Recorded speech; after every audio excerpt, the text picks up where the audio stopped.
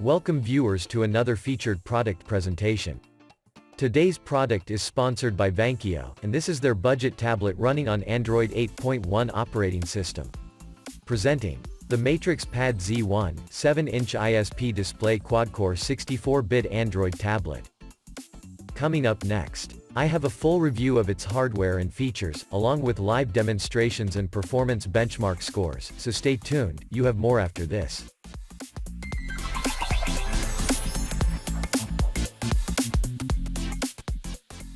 Welcome back. So this is the box it comes in. There isn't much information about its specifications, only that it has a 7-inch display with ISP technology. So I will now do a quick unboxing.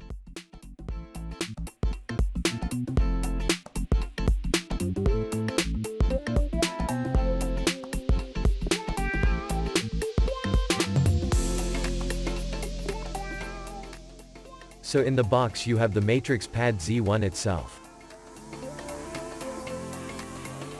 You have a 5 volts 2 amps power adapter and USB charging cable. And you have 2 guides. A detailed user's guide, and a visual guide.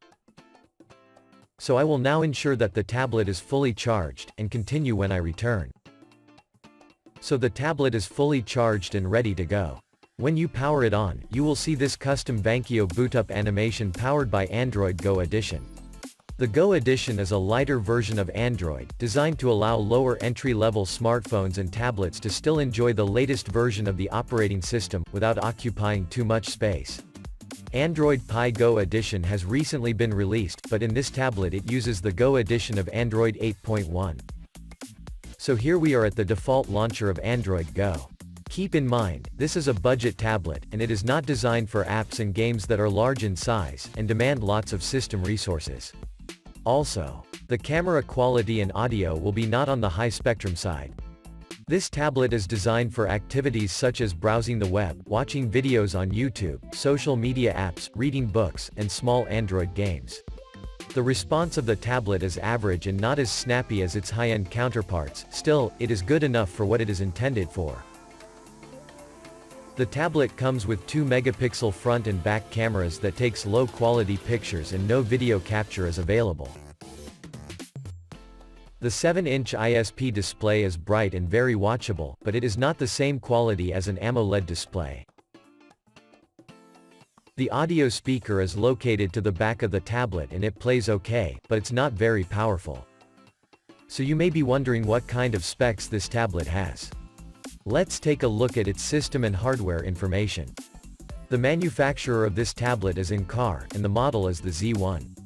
It comes with 1 GB of RAM, and this is the remainder of the storage from the 32 GB after the Android installation and all the apps I have installed. The Bluetooth version here is 4+, which indicates that the Bluetooth version is 4.0. The CPU is a 64-bit Cortex-A35 quad-core CPU running up to 1.5 GHz. Below here it shows the tablet has support for 32 and 64-bit ABIs, allowing it to run both 32 and 64-bit applications. The GPU is the Mali G31 graphics processor, with a refresh rate of 57 Hz and OpenGLES version 3.2, which is okay for gaming. Under network, it shows that the tablet has single-band 2.4 GHz Wi-Fi, and 5 GHz is not supported. Under Android information, it shows that the operating system is Android 8.1 Oreo, and it also shows that the tablet is not rooted. Under thermal information, it shows that the tablet runs around 18 degrees Celsius under normal room temperature, and this can rise up to 25 degrees. The tablet comes with codecs for playing videos like HEVC, H.264 and VP9 decoding, and a couple of others. And that's it for system and hardware information, and now let's take a look at its benchmarks. First, the memory read and write speeds. The results show that the tablet has a RAM copy speed of 2525 megabytes per second. The internal storage has a read speed of 60 megabytes per second and a write speed of 38. These scores are expected for an entry-level tablet. And now I show the results for the Wi-Fi speed test.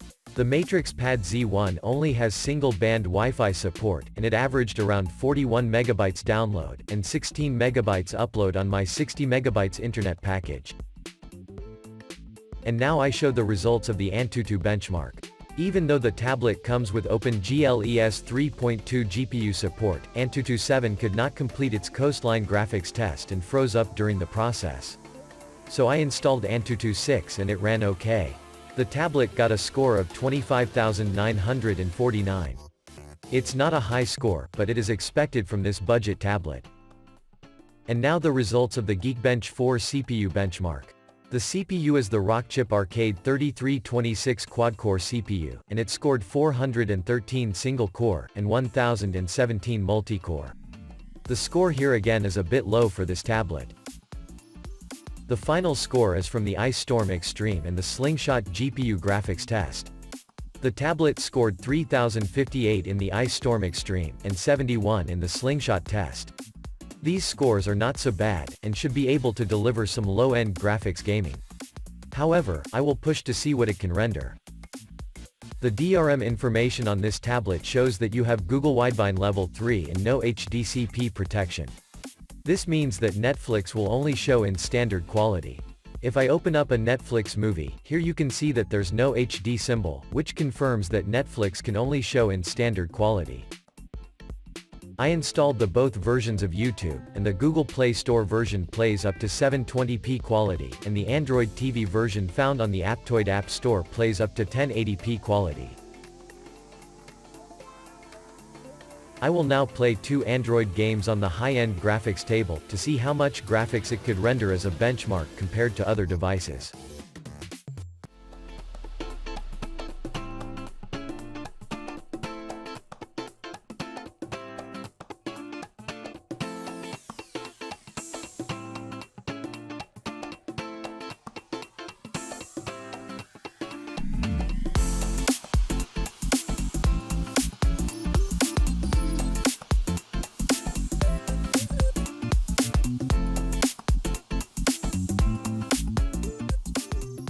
Okay, so the first driving game surprisingly played okay, while the soccer game had real issues.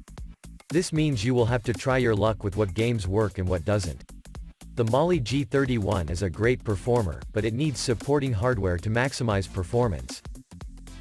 So in summary, the MatrixPad Z1 is a great budget tablet for persons on a tight budget and looking for a tablet for light work, and at the same time is fully functional, then the MatrixPad Z1 fits that description. If you're wondering what's the price tag of this tablet, a link was placed in the description area for that information and more. Thanks for watching, and thanks also goes out to Vankyo for sending this product for today's review. If you would like to help grow my channel, hit the thumbs up button and be sure to share it on social media platforms, and to be notified when the next great TV Box review is released, hit the subscribe button and the little notifications bell, for more TV Box Stop videos.